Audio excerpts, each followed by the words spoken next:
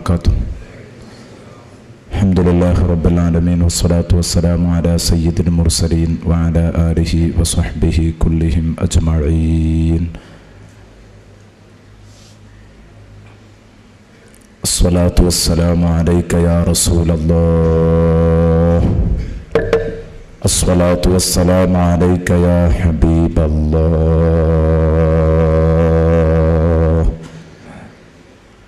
كلما ذكرك الذاكرون وغفل عن ذكرك الغافلون،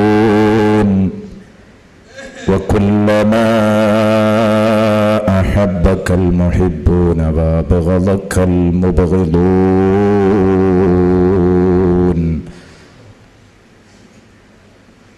أما بعد، أعوذ بالله من الشيطان الرجيم. بسم الله الرحمن الرحيم. فلا أقسم بمواقع النجوم وإنه لقسم لو تعلمون عظيم. إنه لقرآن كريم في كتاب مكنون لا يمسه إلا المطهرون. تنزيل من رب العالمين.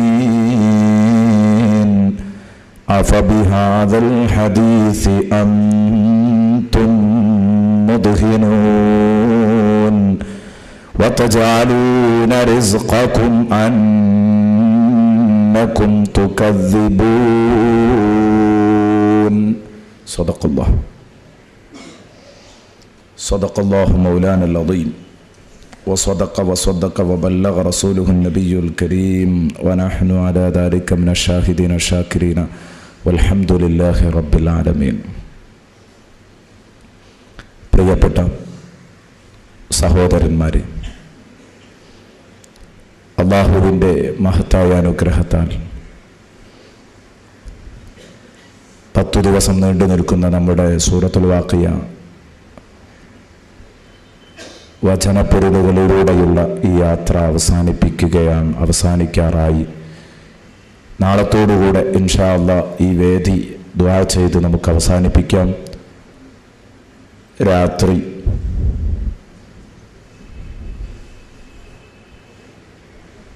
ഇൻഷാ അല്ലാഹ് നമ്മൾ ഉദ്ദേശിച്ചതുപോലെയുള്ള പരിപാടികൾ വളരെ വിശാലമായ രൂപത്തിൽ തന്നെ നടത്താൻ തീരുമാനിച്ച വിവരം നിങ്ങൾ അറിഞ്ഞു. നേരത്തെ ചെറുതാക്കണമെന്ന് കരുതിയാലും പേരോട് ഉസ്താദിനെ കിട്ടുകയും ആ പരിപാടി ഒരു വമ്പിച്ച പരിപാടിയാക്കി നടത്താൻ തന്നെ നമുക്ക് തൗഫീഖ് ലഭിക്കുകയും ചെയ്തു. അല്ലാഹു എല്ലാം സന്തോഷം പോലെ ആക്കി തരുവട്ടെ. എല്ലാം സന്തോഷം പോലെ ആക്കി തന്നു ഇഹപര വിജയം നേടുന്ന മുത്തഖീങ്ങളിൽ അല്ലാഹു നമ്മെ ഉൾപ്പെടുത്തുമാറാവട്ടെ. ആമീൻ എന്ന് ദുആ ചെയ്തു വിഷയത്തിലേക്ക് കടക്കുകയാണ്.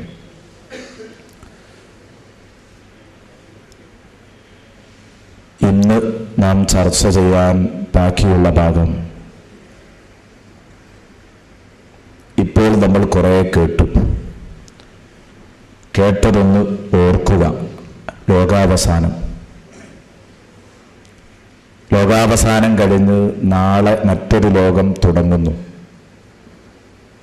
അവിടെ ജനങ്ങൾ 3 വിഭാഗമാകുന്നു. ഉത്തമ വിഭാഗമുണ്ട്, മധ്യമ വിഭാഗമുണ്ട്, ഹതഭാഗ്യരുണ്ട്. ആ ഉത്തമ വിഭാഗത്തിന് കിട്ടുന്ന സ്വർഗം, ആ സ്വർഗം ശ്ലീലം മാത്രം ആസ്വദിക്കാനുള്ള ലോകം, അശ്ലീലം അവിടെയില്ല. മധ്യവിഭാഗത്തിന് കിട്ടുന്ന സലാമത്ത്,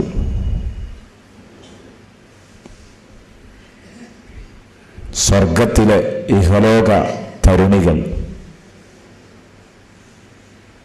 ഹൂറിലിങ്ങളെ വെല്ലുന്ന രൂപത്തിൽ ഭൂമിയിലെ പെണ്ണുങ്ങൾക്ക് പവർ ഉണ്ടാകണമെങ്കിൽ അല്ലാഹു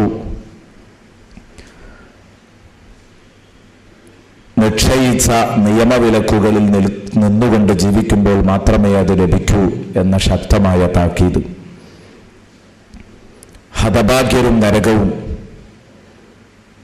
നീ റബ്ബിൻ്റെ സൃഷ്ടിയാണ്. നിന്റെ കയ്യിലുള്ള വെള്ളം അല്ലാഹു തന്നതാണ്. നിന്റെ കയ്യിലുള്ള ഭക്ഷണം അല്ലാഹു തന്നതാണ്. നിന്റെ കയ്യിലുള്ള തീയ് അല്ലാഹു തന്നതാണ്. ഭക്ഷണവും വെള്ളവും തീയും ഒരു മനുഷ്യന്റെ ജീവിതത്തിലെ അവശ്യ ഘടകങ്ങളായ 3 വസ്തുക്കളാണ്. ആ അവശ്യ വസ്തുക്കൾ മുൻനിർത്തിയിട്ട് റബ്ബ് ചോദിച്ചു, ഈ അനുഗ്രഹങ്ങളൊക്കെ ചെയ്തു തന്നിട്ട് നീ എന്തുകൊണ്ട് എന്നോട് ശുക്ർ കാണിക്കുന്നില്ല? അതിലുപരി തീ അനുഗ്രഹത്തോടൊപ്പം തന്നെ അതിൻ്റെ ഒക്കെ മുമ്പ് തീയിനെ ഞാൻ വലിയ പാഠമായിട്ടാണ് നിനക്ക് അവതരിപ്പിച്ചത്.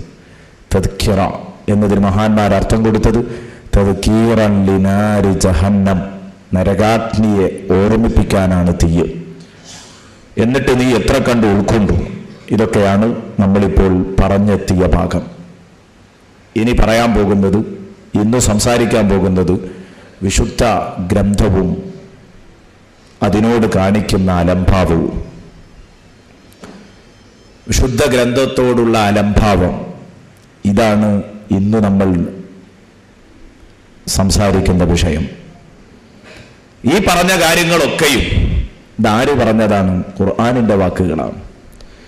ഖുർആനിൻ്റെ വാക്കുകളാണെന്നതുകൊണ്ട് തന്നെ ഒരിക്കലും ഇതേക്കുറിച്ച് ചെവി കൊടുക്കാതിരിക്കാൻ പറ്റില്ല.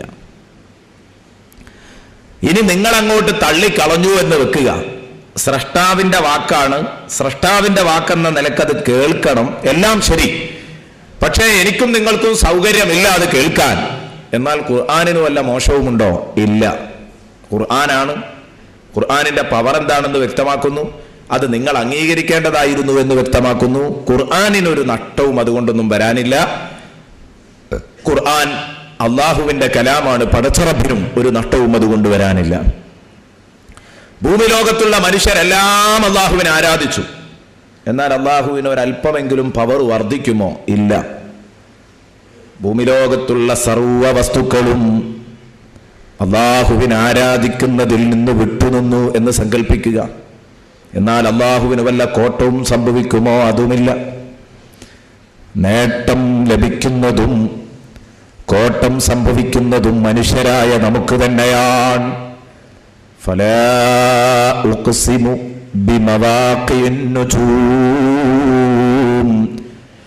വഇന്നഹു ലഖസമുൻ ലൗ തഅലമൂന അളീം ഇന്നഹു ലഖുർആനുൻ കരീം ഫീ കിതാബിൻ മക്നൂൻ ലാ യമസ്സുഹു ഇല്ലൽ മുതഖറൂൻ. ഇതാണ് ഖുർആൻ. ഫലാ ഉഖ്സിമു ബിമവാഖിൻ നുജൂം, പടച്ച റബ്ബ് പറയുന്ന ഫലാ ഉഖ്സിമു ബിമവാഖിൻ നുജൂം, നക്ഷത്രങ്ങളുടെ അസ്തമാന സ്ഥാനങ്ങൾ, നക്ഷത്രങ്ങൾ അസ്തമിക്കുന്ന സ്ഥാനങ്ങൾ, നക്ഷത്രങ്ങൾ ചെന്നു വീഴുന്ന സ്ഥാനങ്ങൾ, അവയുടെ അസ്തമയ സ്ഥാനങ്ങൾ, അത് പിടിച്ച് ഞാൻ സത്യം ചെയ്യേണ്ടതില്ല. ഫലാ ഉഖ്സിമു ബിമവാഖിൻ നുജൂം, നക്ഷത്രങ്ങൾ കൃത്യമായി ഉദിക്കുകയും അസ്തമിക്കുകയും ചെയ്യുന്നു. സൂര്യൻ കൃത്യമായി ഉദിക്കുന്നു, അസ്തമിക്കുന്നു. ചന്ദ്രൻ വരുന്നു, അസ്തമിക്കുന്നു. ഇതൊക്കെ ലോക പ്രാപഞ്ചിക പ്രതിഭാസങ്ങളിലെ അത്ഭുതങ്ങളാണ്. അതൊക്കെ പിടിച്ച് അള്ളാഹു സത്യം ചെയ്യുന്ന ശൈലിയുണ്ട്. ചിലപ്പോൾ സൂര്യനെ പിടിച്ച് സത്യം ചെയ്യും, ചിലപ്പോൾ ചന്ദ്രനെ പിടിച്ച് സത്യം ചെയ്യും, ചിലപ്പോൾ നക്ഷത്രത്തെ പിടിച്ച് സത്യം ചെയ്യും, എല്ലാം ചെയ്യാറുണ്ട്. ഫലാ ഉഖ്സിമു ബിമവാഖിൻ നുജൂം, സൂര്യൻ അസ്തമിക്കുന്ന, നക്ഷത്രങ്ങൾ അസ്തമിക്കുന്ന സ്ഥാനങ്ങൾ സാക്ഷിയാണ്. നേരെ അതിൻ്റെ അർത്ഥം ഫലാ ഉഖ്സിമു ബിമവാഖിൻ നുജൂം എന്ന് പറഞ്ഞാൽ നേരെ അതിൻ്റെ അർത്ഥം പലപ്പോഴും സത്യം ചെയ്യുന്നു എന്ന് പറയുമ്പോൾ അള്ളാഹു സാക്ഷ്യപ്പെടുത്തുന്നു എന്ന് പറയുമ്പോൾ ചിലപ്പോൾ സ്വാഭാവികമായി അറബി ഭാഷയെക്കുറിച്ച് കുറച്ചെങ്കിലും അറിയുന്ന ഒരാൾ സംശയിച്ചേക്കാം, ലാ ഉഖ്സിം എന്ന് പറഞ്ഞിട്ട് സത്യം ചെയ്യുന്നു എന്നെങ്ങനെ അർത്ഥം പറയുന്നത്? ഖുർആനിനെ വിമർശിച്ച ചിലർ വിമർശിച്ച ഒരു വിമർശനമാണത്. ഞാൻ ഇന്നലെ പറഞ്ഞതുപോലെ സാഹിത്യകാരന്റെ ഭാഷ മനസ്സിലാക്കാൻ കഴിയാത്ത ആളുകൾ വിമർശിച്ചപ്പോഴുണ്ടായ ഒരു വിമർശനമാണത്. സത്യം ചെയ്യുന്നില്ല എന്ന് പറയാ, ഉദ്ദേശം സത്യം ചെയ്യുന്നു എന്നാണ്. ഇതെങ്ങനെയാ ഒക്കുക? ലാ ഉഖ്സിമു ബിഹാദൽ ബലദ് വഅൻത ഹില്ലും ബിഹാദൽ ബലദ് വവാലിദിൻ വമാ വലദ്. വിശുദ്ധ ഖുർആനിൽ ഒരുപാട് സ്ഥലത്ത് ഇങ്ങനെയുണ്ട്. എന്ന് പറഞ്ഞാൽ നമുക്കൊക്കെ ആ ആശയം മനസ്സിലാക്കാൻ, അള്ളാഹു സത്യം ചെയ്യുക തന്നെയാണ് ഇതിന്റെ ഉദ്ദേശം എന്ന് മനസ്സിലാക്കാൻ വേണ്ടിയാണ് ഖുർആൻ വ്യാഖ്യാതാക്കളിൽ ചിലരെങ്കിലും ആ ല എന്ന് പറഞ്ഞതിന് അർത്ഥമില്ലെന്ന് പറഞ്ഞത്. എന്തിന്? ആ ആശയം നമുക്ക് തിരിയാൻ. അതേസമയം ഇമാം റാസി റഹ്മത്തുള്ളാഹി അലൈഹിയെ പോലെയുള്ളവർ പറയുന്നത് കാണാം, ഖുർആനിൽ ഒരക്ഷരം കുറവോ ഒരക്ഷരം കൂടുതലോ ഇല്ല. ഖുർആനിൽ ഒരക്ഷരം കുറവോ ഒരക്ഷരം കൂടുതലോ ഇല്ല. പിന്നെ നമുക്ക് തിരിയാൻ വേണ്ടി മഹാന്മാർ ചിലപ്പോ പെട്ടെന്ന് അങ്ങനെ പറയുമ്പോൾ പെട്ടെന്ന് മനസ്സിലാക്കാൻ കഴിഞ്ഞില്ലെങ്കിലോ എന്ന് കരുതിയിട്ട് കൃത്യമായിട്ട് ആശയങ്ങൾ ധ്വനിപ്പിക്കാൻ വേണ്ടി ശ്രമിക്കാറുണ്ട്. അതിൽപ്പെട്ടതാണ് ചിലപ്പോൾ ഒരു ചെറിയ അക്ഷരം കൂട്ടിക്കൊടുക്കലും ചെറിയ ഒരക്ഷരം ഉള്ളത് തൽക്കാലം അങ്ങോട്ട് മാറ്റിവെക്കാനൊക്കെ പറയുന്നത് നമുക്ക് തിരിയാൻ. അതേസമയം അതൊന്നും മാറ്റിവെക്കാതെ തന്നെ വിഷയത്തിന്റെ അർത്ഥം പൂർണ്ണമാണ്. കാരണം അള്ളാഹു പറയുന്നത് മവാഖിഉൻ നുജൂം കൊണ്ടൊന്നും ഞാൻ സത്യം ചെയ്യുന്നില്ല. കാരണം വഇന്നഹു ലഖസമുൻ ലൗ തഅലമൂന അദീം. അതുകൊണ്ടൊക്കെ പിടിച്ച് സത്യം ചെയ്യുക എന്ന് പറഞ്ഞാൽ അതൊരു വല്ലാത്ത സംഭവമാണ്, അതൊരു മഹാസംഭവമാണ്. നിങ്ങൾക്കതിന്റെ യാഥാർത്ഥ്യം അറിയുമെങ്കിൽ ആ സത്യം ചെയ്യുന്നതൊരു മഹാസംഭവമാണ്. നിങ്ങൾക്കതിന്റെ യാഥാർത്ഥ്യം അറിയുമെങ്കിൽ. പക്ഷേ അതുകൊണ്ടൊന്നും പിടിച്ച് സത്യം ചെയ്യേണ്ട കേസല്ല. കാരണം ഇവിടെ പറയാൻ പോകുന്നത് ഒരാൾക്ക് ബോധ്യപ്പെടാൻ പ്രയാസമുള്ള ഒരു വിഷയമല്ല. വളരെ ലളിതമായ ഒരു കാര്യം, വളരെ ലളിതമായ ഒരു കാര്യം. ആ ലളിതമായ കാര്യം ഞാൻ പറയുമ്പോൾ നിങ്ങൾക്കത് വളരെ വ്യക്തമായി പെട്ടെന്ന് മനസ്സിലാക്കാവുന്നതാണ്. ഫലാ ഉഖ്സിമു ബിമവാഖിഇൻ നുജൂം. നക്ഷത്രങ്ങളുടെ അസ്തമാന സ്ഥാനങ്ങൾ പിടിച്ച് സത്യം ചെയ്യേണ്ട ആവശ്യമൊന്നുമില്ല. അത് നിങ്ങളതിന്റെ യാഥാർത്ഥ്യം മനസ്സിലാക്കിയാൽ അതൊരു മഹാസത്യമാണ്, ഒരു വലിയ സംഭവമാണ്. ഇന്നഹു ലഖുർആനുൻ കരീം. തീർച്ചയായിട്ടും ഇത് നേരെ ചൊവ്വയുള്ള സത്യം മാത്രം വിളംബരം ചെയ്യുന്ന, മാന്യമായ ആശയങ്ങൾ മാത്രം പഠിപ്പിക്കുന്ന, ഒരുപാട് ആയിരക്കണക്കിന് ചുണ്ടുകളിലൂടെ, കോടിക്കണക്കിന് മുസൽമാന്റെ ചുണ്ടുകളിലൂടെ പാരായണം ചെയ്യുന്ന ഒരു മഹാഗ്രന്ഥമാണ്. ഇന്നഹു ലഖുർആനുൻ കരീം. അപ്പോൾ ആ സംഗതി ചെയ്യുന്നില്ല എന്ന് പറഞ്ഞാലും അർത്ഥത്തിൽ അത് സത്യം ചെയ്യുന്നത് പോലെയാണ് അതിൻ്റെ ധ്വനി. സത്യം ചെയ്ത് പറയേണ്ട ഒരു വിഷയമൊന്നുമല്ല, സംഗതി പെട്ടെന്ന് ബോധ്യപ്പെടുന്നതാണ്. ഇന്നഹു ലഖുർആനുൻ കരീം. ഇന്നഹു ലഖുർആനുൻ കരീം. തീർച്ചയായിട്ടും ഇത് വിശുദ്ധ ഖുർആനാണ്. ഈ പറയുന്ന വാക്ക് വിശുദ്ധ ഖുർആനാണ്. ഇത് നിങ്ങൾ ഉൾക്കൊള്ളാൻ തയ്യാറാവണം. ഇവിടെ മവാഖിഉൻ നുജൂം കൊണ്ട് അല്ലാഹു സത്യം ചെയ്യുന്നത് എന്താണ്? ഇതിന്റെ പവർ. നക്ഷത്രങ്ങൾ അസ്തമിക്കുന്ന സ്ഥാനങ്ങൾ എന്താണ്? ഈ നക്ഷത്രങ്ങൾ ചെന്ന് വീഴുന്ന സ്ഥലം എന്താണ്? അത് പിടിച്ച് സത്യം ചെയ്യാൻ കാരണം ജനങ്ങൾക്ക് പിടുത്തം കിട്ടാത്ത വലിയ വലിയ കാര്യങ്ങൾ. അള്ളാഹുവിനെ സംബന്ധിച്ചിടത്തോളം എത്ര ചെറുത് പറഞ്ഞാലും വലുത് പറഞ്ഞാലും ജനങ്ങൾക്ക് അത് പൂർണ്ണമായും നിഗൂഢമാണ്. അവിടെയും ഇവിടെയൊക്കെ കുറച്ച് വിവരം ഉണ്ടാവുന്നല്ലാതെ സംഗതിയൊക്കെ ശരിയാണ്. ഉള്ളിലേക്ക് കടന്നു ചെല്ലുമ്പോൾ പൂർണ്ണമായ ജ്ഞാനമുള്ളത് പടച്ച റബ്ബിന് മാത്രമേ ഉള്ളൂ. അലാ യഅലമു മൻ ഖലഖ വഹുവൽ ലതീഫുൽ ഖബീർ. ഇന്നലെ നമ്മൾ പറഞ്ഞു, സൃഷ്ടികളുടെ ഉള്ളറിയുന്നവൻ, തന്റെ ഉൽപ്പന്നങ്ങളുടെ മുഴുവൻ കഥയും അറിയുന്നവൻ, അത് അതിന്റെ സ്രഷ്ടാവ് മാത്രമാണ്. അവന് മാത്രമേ അത് പൂർണ്ണമായി പ്രവചിക്കാൻ കഴിയൂ, അറിയൂ. അതുകൊണ്ട് തന്നെ അള്ളാഹു ചിലപ്പോൾ ഉദാഹരണം പറയുന്നത്, അള്ളാഹു പിടിച്ച് സത്യം ചെയ്യുന്നതും ഉദാഹരിക്കുന്നതുമൊക്കെ ഒരു ഈച്ചയെ ആയിരിക്കാം, ബഅൂദത്തായിരിക്കാം. മസലമ്മ ബഅൂദത്തിനൊരു കൊതുവായിരിക്കാം ചിലപ്പോ. എന്തേ കാരണം? ആ കൊതുകിലിരിക്കുന്നത് എന്താണെന്ന് മനുഷ്യർക്ക് പലപ്പോഴും അറിയില്ല. മനുഷ്യർക്ക് അറിയുന്നതിന്റെ അപ്പുറത്ത് ആ കൊതുകിനെ സൃഷ്ടിച്ച സൃഷ്ടാവായ റബ്ബിനറിയാം. അതുകൊണ്ട് കൊതുകിനെ പിടിച്ച് സത്യം ചെയ്താലും അത് അസ്ഥാനത്തല്ല, അതൊരു മഹാസംഭവം തന്നെയായിരിക്കും.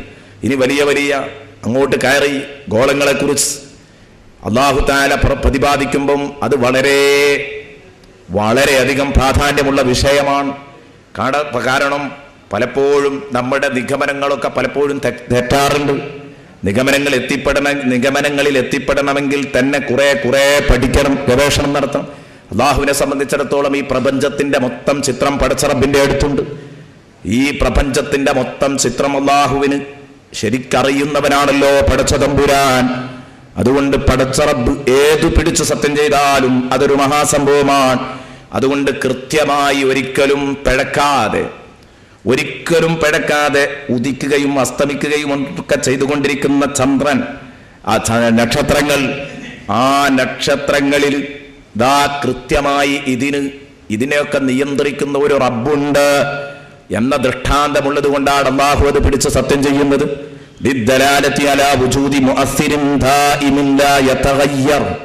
ഒരിക്കലും മാറ്റങ്ങൾക്ക് വിധേയമാകാത്ത, ഇതിനെയൊക്കെ ചലിപ്പിച്ചുകൊണ്ടിരിക്കുന്ന, ഇതിലൊക്കെ പ്രതിഫലനങ്ങൾ സൃഷ്ടിച്ചുകൊണ്ടിരിക്കുന്ന ഒരു റബ്ബ് ഇവിടെ ഉണ്ട് എന്ന കാര്യം ഉറപ്പാണ്.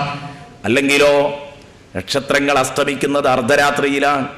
ആ അർദ്ധരാത്രിയെ പിടിച്ച് നക്ഷത്രങ്ങൾ അസ്തമിക്കുന്ന സമയങ്ങൾ സാക്ഷിയാണ്, സ്ഥലങ്ങളല്ല സമയങ്ങൾ സാക്ഷിയാണ്. എന്തുകൊണ്ട്? അള്ളാഹു ആ സമയം തന്നെ സത്യത്തിനെടുത്തു. ദുഹാ സമയം അള്ളാഹു സത്യത്തിനെടുക്കാൻ കാരണം ദുഹ പ്രധാനപ്പെട്ട ഒരു സമയമാണ്. ആ സമയത്ത് ഒരുപാട് ആളുകൾ ദുഹാ നിസ്കരിക്കുന്ന സമയമാണ്, ഒരുപാട് ആളുകൾ ഇബാദത്തുകളിൽ ഒഴുകുന്ന സമയമാണ്. അതേ രൂപത്തിൽ അല്ലാഹു തആല തഹജ്ജുദിന് വേണ്ടി ജനങ്ങളെ എഴുന്നേൽക്കുന്ന സമയമാണ്. അപ്പൊ അല്ലാഹു തആല അത് പിടിച്ച് സത്യം ചെയ്യുന്നു. ഔലി അന്നദാലിക വഖ്തു ഖിയാമിൽ മുതഹജ്ജിദീൻ വൽ മുബ്തഹിരീന ഇലൈഹി തആല. അല്ലാഹുവിനെ ആരാധിക്കുന്ന, അല്ലാഹുവിലേക്ക് മുറിഞ്ഞിറങ്ങുന്ന കക്ഷി, അല്ലാഹുവിന് വേണ്ടി തഹജ്ജുദ് നിസ്കരിക്കുന്നവർ, അവരൊക്കെ എഴുന്നേൽക്കുന്ന സമയം. മാത്രമല്ല അർദ്ധരാത്രിയിൽ അല്ലാഹുവിന്റെ റഹ്മത്ത് ഇറങ്ങും എന്ന് പ്രത്യേകം പറഞ്ഞതുമാണല്ലോ, ഹദീസുകളിലൊക്കെ ഉള്ളതാണല്ലോ. വഅവാനു നുസൂലിർ റഹ്മ, കാരുണ്യം ഇറങ്ങുന്ന സമയമാണ്. അപ്പൊ ആ നിലക്കൊക്കെയാണ് ഈ സമയത്തെ പിടിച്ച് സത്യം ചെയ്യാൻ കാരണം. ഒരുപാട് വ്യാഖ്യാനങ്ങൾ അവിടെ ഉണ്ട്, വ്യത്യസ്തങ്ങളായ വ്യാഖ്യാനങ്ങളിലേക്ക് കടന്നു വരുന്നില്ല. മവാഖിഉൻ നുജൂം എന്ന് പറഞ്ഞാൽ ഒരുപാട് വ്യാഖ്യാനങ്ങൾ കൊടുത്ത കൂട്ടത്തിൽ ചില മഹാന്മാർ പറഞ്ഞു നുജൂം എന്ന് പറഞ്ഞാൽ അല്പാൽപമായിട്ടാണ് വിശുദ്ധ ഖുർആൻ ഇറങ്ങിയത്. വിശുദ്ധ ഖുർആൻ ഇറങ്ങിയത് ഘട്ടം ഘട്ടമായിട്ടാണ്. അപ്പൊ വിശുദ്ധ ഖുർആനിന്റെ ഘട്ടങ്ങൾ അവതരിച്ച സമയം സാക്ഷിയാണ്. ഫലാ ഉഖ്സിമു ബിമവാഖിഇൻ നുജൂം. വിശുദ്ധ ഖുർആനിലെ ഓരോ ആയത്തുകളും ഇറങ്ങിയ സമയം സാക്ഷിയാണ്. അവതരണ ഘട്ടങ്ങൾ, അവതരണ സമയങ്ങൾ അത് സാക്ഷിയാണ്. എല്ലാറ്റിനും അപ്പുറത്ത് ഇമാം ഇസ്മായിലുൽ ഹഖി റഹ്മത്തുള്ളാഹി അലൈഹി ഈ അഭിപ്രായങ്ങളൊക്കെ പറഞ്ഞതിന്റെ പുറമെ മഹാനവറുകൾ പറഞ്ഞു ഇതിന്റെ അർത്ഥം ഫലാ ഉഖ്സിമു ബിമവാഖിഇൻ നുജൂം എന്ന് പറഞ്ഞാൽ മഹാന്മാർ അന്തിയുറങ്ങുന്ന മഖ്ബറകൾ സാക്ഷിയാണ്. ഫലാ ഉഖ്സിമു ബിമവാഖിഇൻ നുജൂം, മഹാന്മാർ അന്തിയുറങ്ങുന്ന മഖ്ബറകൾ സാക്ഷിയാണ്. ഇസ്മായിലുൽ ഹഖി റഹ്മത്തുള്ളാഹി അലൈഹി പറയുന്നത് കാണാം, അൻ-നുജൂമു അസ്സഹാബത്തു വൽ ഉലമാ അൽഹാദൂന ബഅദഹും. സഹാബത്തിന് ശേഷം വന്ന സജ്ജനങ്ങളായ നേർമാർഗത്തിലേക്ക് ജനങ്ങളെ നയിച്ച ആലിമീങ്ങൾ, പണ്ഡിതന്മാർ, ഔലിയാക്കൾ, അവരൊക്കെയാണ് നുജൂം എന്ന് പറഞ്ഞ നക്ഷത്രങ്ങൾ എന്നതുകൊണ്ട് ഉദ്ദേശിക്കപ്പെടുന്നു. അപ്പൊ നക്ഷത്രങ്ങൾ വീണ് കിടക്കുന്ന സ്ഥലം എന്ന് പറഞ്ഞാൽ നക്ഷത്രങ്ങൾ അന്തിയുറങ്ങുന്ന സ്ഥലം. മവാഖിഉ കൊണ്ട് ഉദ്ദേശം ഖുബൂറുഹും, അവരുടെ മഖ്ബറകളാണ്. മഹാന്മാരുടെ മഖ്ബറകൾ സാക്ഷിയാണ്. ആ അർത്ഥവും മഹാന്മാര് പറഞ്ഞിട്ടുണ്ട്. ഫലാ ഉഖ്സിമു ബിമവാഖിഇൻ നുജൂം. അതൊരു വലിയ സംഭവമാണല്ലോ, യാതൊരു സംശയവും സുന്നത്തി ജമാഅത്തിന്റെ ആളുകൾക്ക് അതിലില്ല. മഹാന്മാരുടെ മഖ്ബറ, അവിടെ പോകുക, അവിടെ ചെല്ലുക, അവിടെ നിന്നൊക്കെ ലഭിക്കുക, അതൊക്കെ ഒരു വലിയ സംഭവം തന്നെയാണ്. അതുകൊണ്ടല്ലേ മഹാനായ മുഹമ്മദുർ റസൂലുള്ളാഹി, ബഹുമാനപ്പെട്ട ഹബീബ് മുഹമ്മദുർ റസൂലുള്ളാഹി സ്വല്ലല്ലാഹു അലൈഹി വസല്ലമ തങ്ങള് ജീവിതത്തിൽ നടത്തിയ ഏറ്റവും വലിയ യാത്രയാണല്ലോ ഇസ്രാ മിറാജ്. ആ ഇസ്രാ മിറാജിന്റെ അന്ന് ഇസ്രാഇന്റെ രാത്രിയിൽ റസൂലുള്ളാഹി സ്വല്ലല്ലാഹു അലൈഹി വസല്ലമ തങ്ങൾക്ക് എന്തുകൊണ്ട് ബൈത്തുൽ മുഖദ്ദസ് കൊണ്ടുപോയി കാണിച്ചു കൊടുത്തു? സുബ്ഹാനല്ലദീ അസ്റാ ബിഅബ്ദിഹി ലൈലം മിനൽ മസ്ജിദിൽ ഹറാമി ഇലൽ മസ്ജിദിൽ അഖ്സാ അല്ലദീ ബാറക്നാ ഹൗലാ. മക്കത്തുള്ള വിശുദ്ധ പള്ളിയിൽ നിന്നും മിനൽ മസ്ജിദിൽ ഹറാം, ഒരു വിശുദ്ധ പള്ളിയിൽ നിന്ന് എൻ്റെ അടിമയെ, അള്ളാഹുവിൻ്റെ അടിമയെ അവൻ രാപ്പലായനം ചെയ്യിപ്പിച്ചു. എങ്ങോട്ട്? ഇലൽ മസ്ജിദിൽ അഖ്സാ, അങ്ങേയറ്റത്തുള്ള മറ്റൊരു വിശുദ്ധ പള്ളിയിലേക്ക്, അഥവാ ബൈത്തുൽ മുഖദ്ദസിലേക്ക്.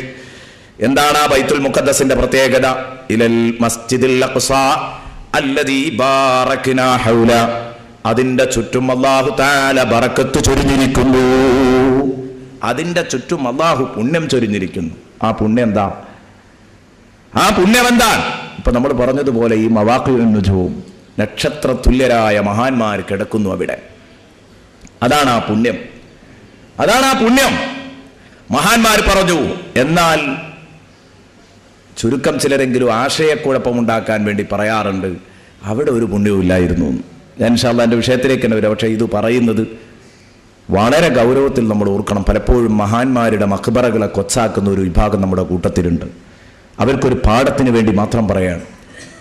അവിടെ എന്ത് പുണ്യമുള്ളത്? അവിടെ കുറെ പച്ചപ്പ് കാണാൻ വേണ്ടി അള്ളാഹുവിൻ്റെ റസൂലിനെ കൊണ്ടുപോയി. കുറെ പച്ചപ്പ്, ഹരിതക ഭൂമി, നല്ല സസ്യങ്ങൾ, നല്ല പച്ചപ്പ് ആസ്വദിക്കാൻ മാത്രം ഉണ്ടായിരുന്നു. പ്രകൃതി സൗന്ദര്യം കാണിക്കാൻ വേണ്ടിയാണ് അള്ളാഹുവിൻ്റെ റസൂലിനെ അങ്ങോട്ട് കൊണ്ടുപോയത്. നിങ്ങൾക്കറിയാം, ഇത് ഏറ്റവും വലിയ അബദ്ധമാണ് പറയുന്നത് എന്നറിയാം. കാരണം എന്താ? പ്രകൃതി സൗന്ദര്യം കാണിക്കാനാണെങ്കിൽ ബൈത്തുൽ മുഖദ്ദസിലേക്ക് തന്നെ കൊണ്ടുപോകേണ്ടിയിരുന്നു റസൂലുള്ളാഹി സ്വല്ലല്ലാഹു അലൈഹി വസല്ലമ തങ്ങളെ. ഇമാം റാസി പറയുന്നത് കാണാം, അവിടെ മഖ്ബറയിൽ, അവിടെ ബൈത്തുൽ മുഖദ്ദസിന്റെ ചുറ്റും അംബിയാക്കൾ, അത് മഖറുൽ അംബിയാഇ വൽ ഔലിയാ, അംബിയാക്കളുടെയും ഔലിയാക്കളുടെയും താവളമാണ്. അതുകൊണ്ടാണ് ബൈത്തുൽ മുഖദ്ദസിലേക്ക് കൊണ്ടുപോകുന്നത്. അംബിയാക്കളുടെയും ഔലിയാക്കളുടെയും താവളമായതുകൊണ്ടാണ് ബൈത്തുൽ മുഖദ്ദസിലേക്ക് കൊണ്ടുപോയത്. കൂട്ടത്തിൽ പച്ചപ്പ് ഉണ്ടാവും, പക്ഷെ പ്രകൃതി സൗന്ദര്യം കാണിക്കാൻ മാത്രമാണെങ്കിൽ അത് അവിടെ ലക്ഷ്യമേ അല്ല. എന്തുകൊണ്ട്? പ്രകൃതി സൗന്ദര്യം കാണിക്കാനാണ് റസൂലുള്ളാഹിയെ കൊണ്ടുപോയതെങ്കിൽ വേറെ എങ്ങോട്ടോ കൊണ്ടുപോയി കൂടായിരുന്നോ? വേറെ എങ്ങോട്ടോ കൊണ്ടുപോയി കൂടായിരുന്നോ? ഞാനിപ്പോഴും ആലോചിക്കും, ബഹുമാനപ്പെട്ട നെല്ലിക്കുത്ത് ഉസ്താദ് ക്ലാസ് എടുക്കുമ്പോൾ ഒരിക്കൽ പറഞ്ഞു, പ്രകൃതി സൗന്ദര്യം ആസ്വദിപ്പിക്കാനാണെങ്കിൽ, പച്ചപ്പ് കാണിച്ചു കൊടുത്ത് അതിലൊരു ത്രില്ലുണ്ടാക്കാനാണെങ്കിൽ നമ്മുടെ വയനാട് ചേർത്ത് കൊണ്ടുവന്നുകൂടായിരുന്നു. ഇസ്രായേലിന് വെറുതെ തമാശയായിട്ട് ചോദിച്ചതാണ്. യഥാർത്ഥത്തിൽ ഇതിൽ ശരിക്കും വലഞ്ഞു. നമ്മുടെ സ്കൂൾ ഓഫ് ഖുർആനിൻ്റെ 5ാം വാർഷികം നടക്കുമ്പോൾ നമ്മുടെ മുഖ്യാതിഥിയായി വന്നിരുന്ന ഡോക്ടർ അബ്ദുസലാം, ISRO, പഴയ ISRO ഡോക്ടർ അബ്ദുസലാം, അദ്ദേഹം ഗൾഫിൽ നിന്നുണ്ടായ ഒരു അനുഭവത്തെക്കുറിച്ച് കഴിഞ്ഞ ക്ലാസ്സിൽ ഇവിടെ പറഞ്ഞിരുന്നു. നിങ്ങൾ ഓർക്കുന്നുണ്ടാകും. ഇസ്രാ മിറാജ് സംബന്ധിക്കുന്ന, പ്രതിപാദിക്കുന്ന ഇസ്രായിൻ്റെ ഈ ആയത്തോതിയിട്ട് ബൈത്തുൽ മുഖദ്ദസിലേക്ക് റസൂലുള്ളാഹിനെ കൊണ്ടുപോയത് പ്രകൃതി സൗന്ദര്യം കാണിച്ചു കൊടുക്കാനായിരുന്നു എന്ന് പറഞ്ഞ് അതിനിങ്ങനെ ഊന്നൽ നൽകിയിട്ട് ആ വിഷയം ഇങ്ങനെ ഊന്നി പറഞ്ഞുകൊണ്ടൊരു മൗലവി ഇങ്ങനെ സംസാരിച്ചു കൊണ്ടിരിക്കുകയാണ്. അപ്പോൾ ഡോക്ടർ അബ്ദുസലാം സദസ്സിലുണ്ടായിരുന്നു. അദ്ദേഹം എഴുന്നേറ്റിട്ട് ചോദിച്ചത്രേ, അല്ല മൗലവി സാഹിബെ, അള്ളാഹു പ്രകൃതി സൗന്ദര്യം കാണിക്കാൻ, ഈ പച്ചപ്പൊക്കെ ഒന്ന് ആസ്വദിക്കാൻ വേണ്ടി തന്നെയാണോ റസൂലുള്ളാഹി തങ്ങളെ ബൈത്തുൽ മുഖദ്ദസിലേക്ക് കൊണ്ടുപോയത്? തീർച്ചയായിട്ടും. ഇയാൾ ഉറപ്പിച്ചാൽ പറയാം, തീർച്ചയായിട്ടും അങ്ങനെ തന്നെയാണ്, വേറൊരു സംഗതി അവിടെ ഇല്ലായിരുന്നു.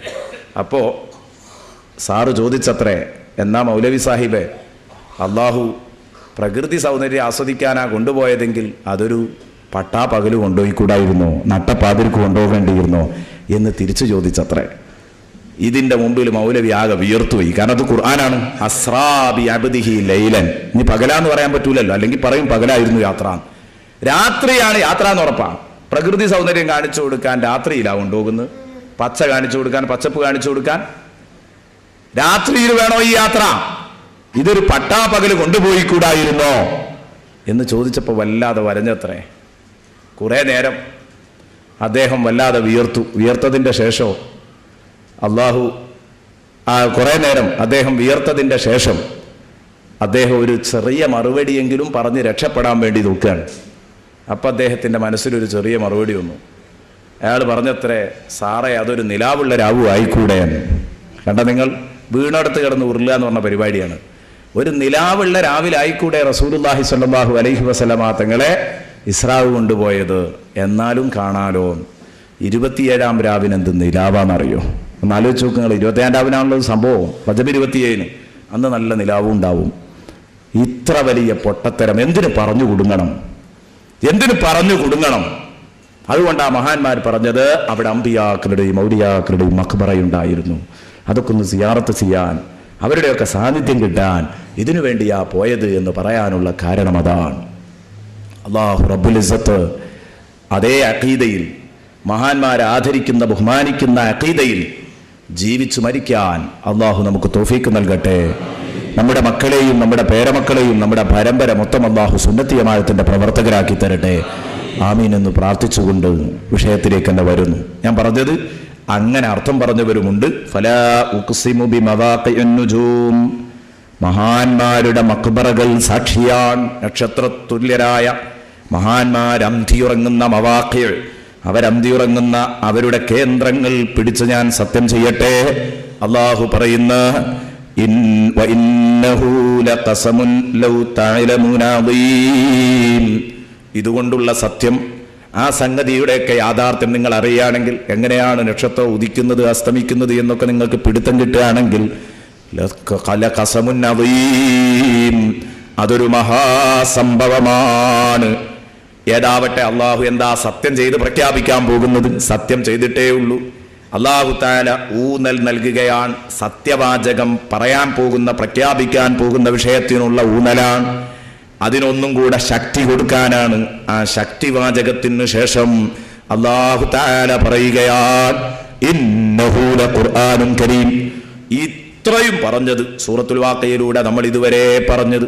നിങ്ങൾക്ക് കേൾക്കാൻ സൗകര്യമില്ലെങ്കിൽ കേൾക്കണ്ട, നിങ്ങൾക്കത് അംഗീകരിക്കാൻ സൗകര്യമില്ലെങ്കിൽ അംഗീകരിക്കണ്ട. പക്ഷെ ഇത് സംഭവം എന്താണെന്നറിയോ നിങ്ങൾ? ഇന്നഹു, തീർച്ചയായിട്ടും ഇത് ഖുർആനുൻ കരീം, മാന്യമായ പാരായണ ഗ്രന്ഥമാണ്. നേരെ ചൊവ്വേ സംസാരിക്കുന്ന ഗ്രന്ഥമാണ്. സുബ്ഹാനല്ലാഹ്, ഖുർആൻ എന്ന് പറഞ്ഞാൽ അതിൻ്റെ അർത്ഥം തന്നെ അതാണ്, പാരായണം ചെയ്യപ്പെടുന്നത്. കിതാബ് എന്ന് പറഞ്ഞാൽ എഴുതപ്പെടുന്നത്. എന്തേ അങ്ങനെ വരാൻ കാരണം? വിശുദ്ധ ഖുർആൻ സംരക്ഷിക്കപ്പെടുന്നത് 2 വഴികളിലൂടെയാണ്. പാരായണത്തിലൂടെ, കോടിക്കണക്കിന് ഹാഫിളീങ്ങളുടെ നാക്കിലൂടെ ഖുർആൻ സംരക്ഷിക്കപ്പെടുന്നുണ്ട്. ഖുർആനാണ് ഖറഅ എന്ന് പറഞ്ഞാൽ വായിച്ചു. ഖുർആൻ വായിക്കപ്പെടുന്ന ഗ്രന്ഥമാണ്. വായന എന്നാണ് നേരെ അതിൻ്റെ അർത്ഥം. വായിക്കപ്പെടുന്ന ഗ്രന്ഥം എന്നാണ് ഉദ്ദേശം. ഇന്നഹു ലഖുർആനുൻ കരീം, കിതാബ് എഴുതപ്പെട്ട ഗ്രന്ഥം, എഴുതപ്പെടുന്ന ഗ്രന്ഥം. അപ്പൊ വരമൊഴിയായും വാമൊഴിയായും ഖുർആൻ എന്നും ഇവിടെ സംരക്ഷിക്കപ്പെടും. ഖുർആൻ ഒരിക്കലും പാഴായി പോകില്ല. ഇന്നഹു ലഖുർആനുൻ കരീം. നിങ്ങൾ അംഗീകരിച്ചാലും ഇല്ലെങ്കിലും ഒക്കെ ഇത് അംഗീകരിക്കാൻ കുറച്ച് ആളുകളെങ്കിലും ഇവിടെ ഉണ്ടാകും, അതുറപ്പാണ്. അത് ഓതാനും ആളുണ്ടാവും. അപ്പൊ ഇനി നമ്മൾ ചിന്തിക്കുക, നമ്മളതിൽ പെടണോ പെടണ്ടേ? അള്ളാഹു പറയുന്നു, നിങ്ങൾ ഓതിയിട്ടില്ലെങ്കിൽ ഓതാൻ ആളുണ്ടാവും. ഇവിടെയാണ് ഞാൻ 6-ാം ദിവസം പറഞ്ഞതുപോലെ വിശുദ്ധ ഖുർആൻ പാരായണം ചെയ്യുന്നതിന്റെ ഗൗരവം നമ്മൾ ഓർക്കേണ്ടത്. നമ്മുടെ സഹോദരിമാരിന്ന് ഖുർആൻ പാരായണം ചെയ്യുന്നില്ല. നിർബന്ധമായും വീടുകളിൽ ഖുർആൻ പാരായണം ചെയ്യണം. നമ്മൾ ചർച്ച ചെയ്തുകൊണ്ടിരിക്കുന്ന സൂറത്തുൽ വാഖിയ എല്ലാ ദിവസവും നിങ്ങൾ ഓതുന്നുണ്ടാവും. ഇശാ മഗ്‌രിബിന്റെ ഇടയിൽ ഓതാതിരിക്കരുത്.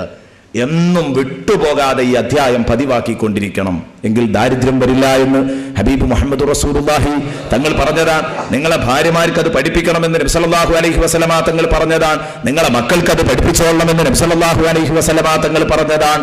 ഇതൊക്കെ നബി സല്ലല്ലാഹു അലൈഹി വസല്ലം പറഞ്ഞിട്ടുണ്ട്. അതുകൊണ്ട് നിങ്ങളുടെ വീട്ടിൽ ഇത് പതിവാക്കിപ്പിക്കണം. നിങ്ങളുടെ ഭാര്യമാരെ കൊണ്ട് ഓതിപ്പിക്കണം. ഇന്നഹു ലഖുർആൻ കരീം, അത് മാന്യമായ ഖുർആനാണ്. മാന്യതക്ക് നിരക്കാത്ത ഒരു വാക്ക് പോലും ഖുർആൻ പറയുന്നില്ല. അതാണ് അശ്ലീലം ഖുർആൻ പ്രചരിപ്പിക്കുന്നില്ല. ശ്ലീലമായത് മാത്രമാണ് ഖുർആനിന്റെ കൽപ്പന. ഇന്നല്ലാഹ യഅ്മുറു ബിൽ അദ്ലി വൽ ഇഹ്സാൻ വഇതാഇ ദിൽ ഖുർബാ വയൻഹാ അനിൽ ഫഹ്ശാഇ വൽ മുൻകരി വൽ ബഗി യഇദുകും ലഅല്ലകും തദക്കറൂൻ. പടച്ചതമ്പുരാൻ പറയുന്നു, ഖുർആൻ മാന്യതയാണ് കൽപ്പിക്കുന്നത് എന്ന് പറയാൻ പറ്റിയ ഏറ്റവും നല്ല ആയത്താണിത്. കാരണം ഖുർആനിലെ ജാമിഉം മാനിഉം എന്ന് പറഞ്ഞാൽ ഉൾക്കൊള്ളിക്കേണ്ട മൂല്യങ്ങളെ മുഴുവനും ഉൾക്കൊള്ളിക്കുകയും പുറത്തു നിർത്തേണ്ടതിനെ മുഴുവൻ പുറത്തു നിർത്തുകയും ചെയ്ത ഒരായത്താണ് വിശുദ്ധ ഖുർആനിൽ നിന്ന് ഇപ്പോൾ ഓതിയ ആയത്ത്. ഇന്നല്ലാഹു യഅ്മുറു ബിൽ അദ്ലി വൽ ഇഹ്സാൻ വഇതാഇ ദിൽ ഖുർബാ വയൻഹാ അനിൽ ഫഹ്ശാഇ വൽ മുൻകരി വൽ ബഗ്യി. അത് പലരും പല അഭിപ്രായങ്ങളും പറഞ്ഞിട്ടുണ്ട്. മറ്റായത്തുകളെക്കുറിച്ചും അതാണ് സമഗ്രമായ ആയത്തെന്ന് പറഞ്ഞിട്ടുണ്ട്. പക്ഷേ ഭൂരിപക്ഷം ആളുകളും പറഞ്ഞത് ഇതാണ് ഖുർആനിൽ ഏറ്റവും സമഗ്രമായ ആയത്ത്. എന്താ കാരണം? വലീദ് ഇബ്നുൽ മുഗീറയെ പോലും പഹയൻ റസൂലുള്ളാഹി സ്വല്ലല്ലാഹു അലൈഹി വസല്ലമ തങ്ങളെ ആക്രമിക്കാനും നബിതങ്ങളോട് ശത്രുത പുലർത്താനും മാത്രം സമയം കണ്ടിരുന്ന വലീദ് ഇബ്നുൽ മുഗീറ, അവനെപ്പോലും ഒരു വേള ഇസ്ലാമിലേക്ക് കടന്നാലോ എന്ന് ചിന്തിപ്പിച്ച ആയത്തായിരുന്നു അത്. എന്താണ് ആ ആയത്തിന്റെ പ്രത്യേകത? ആ ആയത്തിൽ അള്ളാഹു പറഞ്ഞത് 3 കൽപ്പനയും 3 വിരോധനയുമാണ്. ആ വിഷയം ഞാനിവിടെ വിശദീകരിക്കല്ല, കാരണം നമുക്ക് നമ്മുടെ വിഷയം തീർക്കണം. ഞാൻ പറയുന്നത് ഖുർആൻ മാന്യമായ ഗ്രന്ഥമാണെന്ന് തെളിയിക്കാൻ പറ്റിയ ഏറ്റവും നല്ല ആയത്താണ്. 3 കൽപ്പനയും 3 വിരോധനയും അള്ളാഹു പറഞ്ഞു. തീർച്ചയായിട്ടും അള്ളാഹു ഇന്നല്ലാഹ യഅ്മുറു ബിൽ അദ്ലി വൽ ഇഹ്സാൻ, അള്ളാഹു നിങ്ങളോട് കൽപ്പിക്കുന്നത് ബിൽ അദ്ൽ, നീതി കൊണ്ടാണ്. കണ്ടോ, അള്ളാഹു ഒരിക്കലും അനീതിക്കൊപ്പം ഉണ്ടാകില്ല. അള്ളാഹു തആല നീതിയുടെ കൂടെയാണ്. അള്ളാഹു കൽപ്പിക്കുന്നത് എപ്പോഴും നീതി കൊണ്ടാണ്. ഇന്നല്ലാഹ യഅ്മുറു ബിൽ അദ്ൽ വൽ ഇഹ്സാൻ, നീതി മാത്രമല്ല മറ്റൊരു കാര്യമുള്ളത് കാരുണ്യ പ്രവർത്തനമാണ്. കണ്ടോ, നീതിക്കൊപ്പം അനീതി ഒരിക്കലും ഉണ്ടാവാൻ പാടില്ല. അപ്പൊ അനീതിയുടെ പട്ടിക ഏതൊക്കെ ഉണ്ടോ അതൊക്കെ ഇവിടെ ചർച്ച ചെയ്യേണ്ടതാ. പക്ഷെ സമയമില്ലാത്തതുകൊണ്ട് ഞാൻ അങ്ങോട്ട് വരുന്നില്ല. ഇസ്ലാം ഭദ്രാണ്, ഇസ്ലാം സമഗ്രാണ് എന്ന് നിങ്ങൾക്ക് അപ്പോഴേ തിരിയുള്ളൂ. അതില് എന്ന് പറഞ്ഞാൽ 2 അറ്റവും ഇങ്ങനെ ബറാബറാക്കി പോകല. എൻ്റെ പൈസ അവനും വേണ്ട, അവൻ്റെ 10 പൈസ എനിക്കും വേണ്ട, ഇതല്ലേ അതില്. പക്ഷെ അതുപോരാ ഇഹ്സാൻ, നിൻ്റെത് 10 പൈസ അങ്ങോട്ട് പോവട്ടെ, മറ്റുള്ളവന് അങ്ങോട്ട് ഗുണം ചെയ്യണം. കാരുണ്യ പ്രവർത്തനങ്ങൾ, ഇഹ്സാൻ, നല്ലത് ചെയ്യുക, ചെയ്യുന്നത് നന്നാക്കി ചെയ്യുക, അതാണ് ഇഹ്സാന്റെ അർത്ഥം. ചെയ്യുന്ന പണി നന്നായിരിക്കണം, നല്ല പണി തന്നെ നന്നാക്കി ചെയ്യണം. നിസ്കരിക്കുക വേണ്ടത്, മദ്യപിക്കല്ല, നിസ്കരിക്കണം. ഗാനമേള നടത്തുകയല്ല വേണ്ടത്, ദീനീ സദസ്സുകൾ സംഘടിപ്പിക്കുകയാണ് വേണ്ടത്.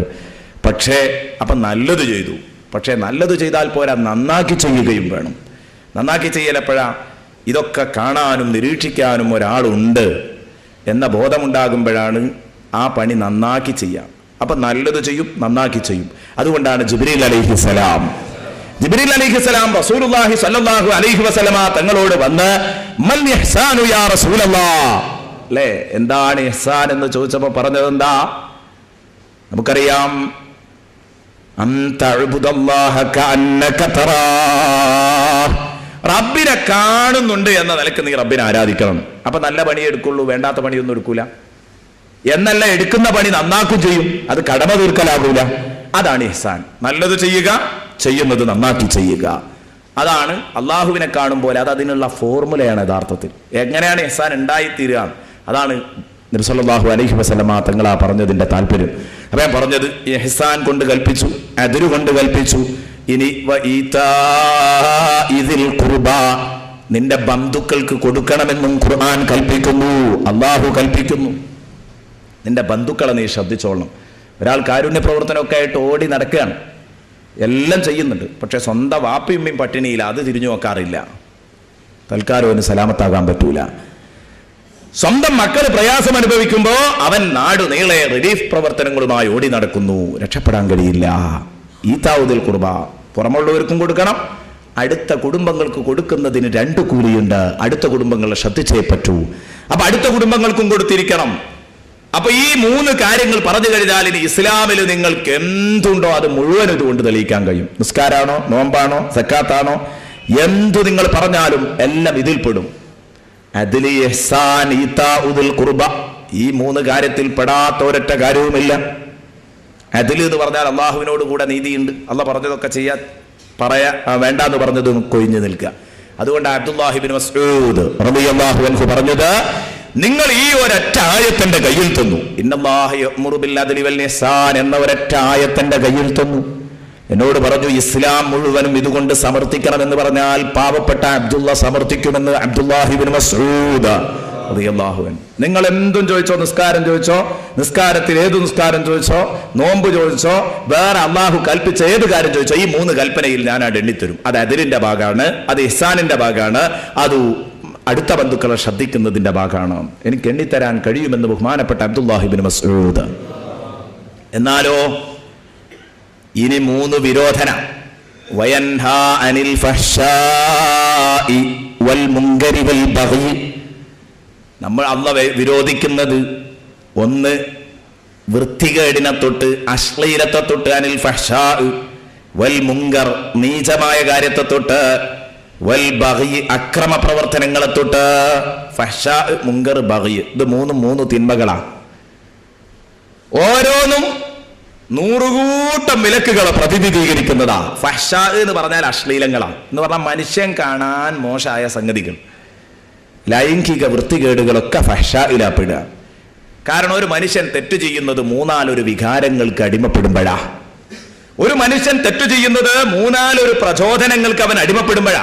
ഒന്നവന്റെ ശരീരം തോന്നിപ്പിക്കുക, ശരീരത്തിന്റെ ദാഹം, അതാണ് വ്യഭിചാരം, സ്വവർഗരതി, ഇങ്ങനെ തുടങ്ങിയിട്ട് നീണ്ടുകിടക്കുന്ന ലൈംഗിക വൈകൃതങ്ങൾ, അതൊക്കെ അതിലാപ്പെടുക. ഇനി രണ്ടാമത്തെ തെറ്റ് ചെയ്യുക, പിശാച്ച് പഴപ്പിക്കുമ്പോൾ, പിശാച്ച് തോന്നിപ്പിച്ചു തരുന്ന ആശയം, ഇത് രണ്ടാമത്തെ തെറ്റാ. അതാണ് മുൻകർ. മുൻകർ മദ്യപാനം, ലോട്ടറി, ഇങ്ങനെയുള്ള സംഗതികൾ. മദ്യപാനവും ലോട്ടറിയും ഒക്കെ പെടുന്നത് ആ ഭാഗത്താണ്. വേണ്ടാത്തരം തീർച്ചയായിട്ടും മനുഷ്യൻ വെറുത്തിരിക്കേണ്ടത് മുൻകർ, വെറുക്കപ്പെട്ട സംഗതി, മനുഷ്യൻ കണ്ടാൽ വെറുക്കുന്ന സംഗതി, ഇതാണ് മുൻകർ. വൽ മുൻകരി വൽ ബഗി അക്രമ പ്രവർത്തനങ്ങൾ, ഗീബത്ത്, നമീമത്ത്, കളവ്, അക്രമം, കൊലപാതകം എല്ലാം ബഗി എന്ന് പറഞ്ഞതിൽ പെട്ടു. അതൊക്കെ അക്രമങ്ങളാണ്.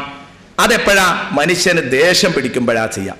അപ്പൊ ഈ 3-4 ശക്തിക്ക് കീഴ്പ്പെടുമ്പോഴല്ലാതെ മനുഷ്യൻ തെറ്റ് ചെയ്യൂല. ഒന്ന് ഖുവത്ത്, ശഹുവത്ത് നഫ്സാനിയ, ശരീരേച്ഛ. രണ്ടാമത്തത് ശഹുവത്ത് ശൈത്താനിയ, പിശാച്ചിന്റെ ഭാഗത്തു നിന്നുള്ള പ്രേരണ.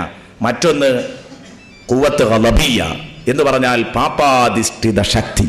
പാപാധിഷ്ഠിത ശക്തി ഇതിന് കീഴ്പ്പെടുമ്പോഴാണ് ഒരു മനുഷ്യൻ തെറ്റു ചെയ്യലുണ്ടാകല്. ഈ 3-4 കോപ്പം, പാപ്പല്ല, കോപാധിഷ്ഠിത ശക്തിക്ക് കീഴ്പ്പെടുമ്പോഴാണ് ഒരു മനുഷ്യൻ തെറ്റ് ചെയ്യുന്നത്. റൈസാകുമ്പോഴാണ് അക്രമ പ്രവർത്തനങ്ങളൊക്കെ വരിക. കോപാധിഷ്ഠിത ശക്തിക്ക് ഒതുങ്ങിക്കൊടുക്കുമ്പോൾ ഈ 3 കാര്യവും നിയന്ത്രിച്ചു കഴിഞ്ഞാൽ ആ മനുഷ്യനിൽ നിന്ന് പിന്നീട് ഒരു തെറ്റുകുറ്റങ്ങളും വരില്ല. അതാണ് അല്ലാഹു തആല പറയുന്നത്, ഇല്ല, അവരിൽ നിന്ന് പിന്നീട് ഒരു തെറ്റുകുറ്റങ്ങളും വരില്ല. ഈ 3 കാര്യങ്ങൾ അങ്ങ് അടച്ചു കെട്ടാൻ കഴിയണം. പിശാചിനെ, നഫ്സിനെ, ഗളബ്, കോപം, ഇത് 3 ഒതുക്കാൻ കഴിഞ്ഞു ആ മനുഷ്യനിൽ നിന്ന് ഒരു തെറ്റും ഉണ്ടാവില്ല. നിങ്ങൾ ഏത് തെറ്റ് പറഞ്ഞാലും ഈ 3 തെറ്റിൽപ്പെട്ട ഏതെങ്കിലും ഒന്നായിരിക്കും. അപ്പൊ ശരിക്ക് മാന്യമായതാണ് ഇസ്ലാം കൽപ്പിക്കുന്നത് എന്നതിന്റെ വ്യക്തമായ ഉദാഹരണമാണ് ഈ ആയത്ത്. എന്നിട്ട് അല്ലാഹു പറഞ്ഞു, യഇദുകും ലഅല്ലകും തദക്കറൂൻ. എന്തിനാണ് അല്ലാഹു 3 നിയമവും 3 വിലക്കുമായിട്ട് നിങ്ങളെ ഉപദേശിക്കുന്നത്? ഇത് വെച്ച് നിങ്ങളെ ഉപദേശിക്കുന്നത് നിങ്ങൾ ശരിക്കും നന്നാവാൻ വേണ്ടിയാണ്. ലഅല്ലകും തദക്കറൂൻ, നിങ്ങൾ സമുദ്ധാരണം ലഭിച്ചവരുടെ കൂട്ടത്തിൽ പെടാനാണ്, നിങ്ങൾ നന്നാവാനാണ്. ലഅല്ലകും തദക്കറൂൻ. ഇന്നും മുസ്ലിം ഉമ്മത്ത് ഈ ആയത്തിനെ മാനിച്ചു വരുന്നു. എവിടെ? 2ാം ഖുതുബയിൽ ഇന്ന് ഓതുന്നുണ്ടാകും എല്ലാ മിമ്പറിലും. 2ാം ഖുതുബ കഴിഞ്ഞിട്ട് നിങ്ങളുടെ ഒക്കെ നാട്ടിലെ ഖതീബുമാർ ഇറങ്ങുമ്പോൾ ഈ ആയത്തിറങ്ങി ഓതിയിട്ടാണ് വാള് മുഅദ്ദിന് കൊടുക്കാറുള്ളത്. ശ്രദ്ധിച്ചിട്ടുണ്ടാവും. ഇന്നല്ലാഹ യഅ്മുറു ബിൽ അദ്ലി വൽ ഇഹ്സാൻ വഇതാഇ ദിൽ ഖുർബാ വയൻഹാ അനിൽ ഫഹ്ശാഇ വൽ മുൻകരി വൽ ബഗി യഇദുകും ലഅല്ലകും തദക്കറൂൻ. ഈ ആയത്ത് ഓതി കഴിഞ്ഞതിന്റെ ശേഷമാണ് വലദിക്റുല്ലാഹി അക്ബർ, അപ്പോഴാണ് വാള് കൊടുക്കാറുള്ളത്. ഇതെവിടെ നിന്ന് പോന്നതാണ്? റസൂലുള്ളാഹി സ്വല്ലല്ലാഹു അലൈഹി വസല്ലം തങ്ങളുടെ കാലഘട്ടത്തിൽ ഇതില്ലായിരുന്നു. ബഹുമാനപ്പെട്ട ഉമർ ബിൻ അബ്ദുൽ അസീസിന്റെ ഭരണകാലത്താണ് 2ാം ഖുതുബയിൽ ഇത് ഓതുന്ന ശീലം ഉണ്ടാക്കിയത്. ഇത് ഓതുന്ന ശീലം ഉണ്ടാക്കിയത് ബഹുമാനപ്പെട്ടവരുടെ ഭരണകാലത്താണ്. അദ്ദേഹം ഉണ്ടാക്കിയ സുന്നത്താണ്. ഒരു നല്ല കാര്യമാണ് അദ്ദേഹം ഉണ്ടാക്കി. ഇന്ന് എന്തിൻ്റെയൊക്കെ പേരിൽ മോഡേണിസം വന്നു കഴിഞ്ഞിട്ടുണ്ടെങ്കിലും ഗൾഫ് രാജ്യങ്ങളിലടക്കം മോഡേണിസത്തിന്റെ പേരിൽ എന്തെല്ലാം കൊല ചെയ്യപ്പെട്ടു പോയിട്ടുണ്ടെങ്കിലും, എന്തെല്ലാം സംസ്കാരങ്ങൾ തകർക്കപ്പെട്ടിട്ടുണ്ടെങ്കിലും ഗൾഫ് രാജ്യങ്ങളിൽ അടക്കം ഇത് നിലനിൽക്കുന്നു. ഈ ആയത്തിറങ്ങി ഓതിയിട്ടാണ് ഖതീബ് മിമ്പറിൽ നിന്ന് ഇറങ്ങുന്നത്. സൗദി അറേബ്യ, കുവൈത്ത്, UAE 3 രാജ്യങ്ങൾ സന്ദർശിച്ചപ്പോൾ അവിടെയൊക്കെ ഞാൻ കണ്ടു. ഇനി ബാക്കിയുള്ളിടത്തൊക്കെ ഉണ്ട് എന്നാണ് അന്വേഷിച്ചപ്പോൾ കേൾക്കാൻ കഴിഞ്ഞത്. ഇത് ഓതിയിട്ടാണ് ഇറങ്ങുന്നത്. ഉമർ ബിൻ അബ്ദുൽ അസീസ് റളിയല്ലാഹു അൻഹു റഹ്മത്തുള്ളാഹി അലൈഹി അദ്ദേഹമാണ് യഥാർത്ഥത്തിൽ അദ്ദേഹത്തിൻ്റെ ഭരണകാലത്താണ് ഇത് പാസ്സാക്കിയത്. കാരണം ഇറങ്ങുമ്പോൾ ഖതീബ് നല്ല ഒരു ഉപദേശം, എല്ലാ ഭാഗവും തട്ടുവയിൽ, അതിന് തട്ടാത്തൊന്നുമില്ല. നീതിയെ ചെയ്യാവൂ, കാരുണ്യ പ്രവർത്തനങ്ങൾ വേണം, അടുത്ത കുടുംബങ്ങളെ ശ്രദ്ധിക്കണം, ഒരു കാര്യവും വൃത്തികേടുകളോട് അടുക്കരുത്, നീചമായ കാര്യങ്ങളിൽ പോകരുത്, അക്രമ പ്രവർത്തനങ്ങളിൽ പോകരുത്. ഇത് 3 കൂടെ പറഞ്ഞാൽ ഒരാഴ്ച ഒരു കാര്യവും ചെയ്യരുത്, നല്ലതൊക്കെ ചെയ്യണമെന്നും ചീത്തയൊന്നും ചെയ്യരുത് എന്നുമുള്ള സമഗ്രമായൊരു സാരോപദേശം നടത്തിയിട്ടാണ് ഇമാമു മിമ്പറിൽ നിന്നിറങ്ങുന്നത്. ഈ ആയത്ത് കണ്ടപ്പോഴാ വലീദ് ഇബ്നുൽ മുഗീറ ഇസ്ലാമിലേക്ക് ആകർഷിക്കപ്പെട്ടത്. വലീദ് ഇബ്നുൽ മുഗീറയെ ഈ ആയത്ത് ആകർഷിപ്പിച്ചത്. കാരണം വലീദ് ഇബ്നുൽ മുഗീറ ഈ ആയത്ത് ഇങ്ങനെ പലവട്ടം ഇങ്ങനെ ഓതി നോക്കിയപ്പോൾ നല്ല സാഹിത്യകാരനായ വലീദ് ഇബ്നുൽ മുഗീറക്ക് തോന്നി ഇത് നല്ല അഴകുണ്ടല്ലോ, മാത്രമല്ല നല്ല ആശയം, കരീമായ വചനം, മാന്യതക്കു നിരക്കാത്ത ഒന്നും ഇതിൽ പറഞ്ഞിട്ടില്ല. വലീദ് ഇബ്നുൽ മുഗീറ റസൂലുള്ളാഹിന്റെ കൂടെ കൂടുകയാണെന്ന് തീരുമാനമെടുക്കുന്നു. ആ വിവരം അബൂജഹൽ അറിയുന്നു, ലഅനത്തുല്ലാഹി അലൈഹിമ. അബൂജഹൽ ഓടി വന്നിട്ട് പറഞ്ഞു, നേതാവേ, നിങ്ങൾക്ക് ഇങ്ങനെ ഒരു കൂറുമാറാനുള്ള ഒരു ശ്രമം നടക്കുന്നുണ്ട്, അങ്ങനെ ഒരു തീരുമാനമുണ്ട് എന്നുള്ളത് കേട്ടതിന്റെ അടിസ്ഥാനത്തിൽ വന്നതാണ്. ഉണ്ടെങ്കിൽ ഉടനെ പിൻവലിക്കണം. ഇയാൾ പറഞ്ഞു, എന്തിനു പിൻവലിക്കണം? ഞാൻ ഇപ്പൊ ഈയിടെയായിട്ട് മുഹമ്മദിന് ഇറങ്ങിയ ഒരു വചനാണ് എന്നെ വല്ലാതെ ചിന്തിപ്പിച്ചത്. ഇന്നല്ലാഹ യഅ്മുറു ബിൽ അദ്ലി വൽ ഇഹ്സാൻ വ ഈതാഇ. അതിൽ ഞാൻ അങ്ങനെ നോക്കിയിട്ട് നമ്മൾ ചെയ്യുന്ന ഒരു വേണ്ടാത്തൊരു അതിലില്ല എന്ന് പറഞ്ഞാൽ, നമ്മൾ മാന്യതക്ക് നിരക്കാത്ത എന്തെങ്കിലും ഒരു സംഗതി അതിൽ കാണാൻ കഴിയുന്നില്ല. ഒക്കെ മാന്യതക്ക് നിരക്കുന്ന കാര്യങ്ങൾ. ഇത്ര ഭദ്രമായൊരു ചെറിയ ആയത്തിനുള്ളിൽ ഇത്രയും വലിയ ആശയം ഒതുക്കാൻ റബ്ബിനല്ലാതെ കഴിയൂല. ഇത് മുഹമ്മദിന്റെ വചനമല്ല, മുഹമ്മദ് പറയും പോലെ ഏകനായ തമ്പുരാന്റെ വചനമാണ്. അപ്പവന് മനസ്സിലായി ഇത് നല്ലോണം തലേ കയറിയെന്ന്.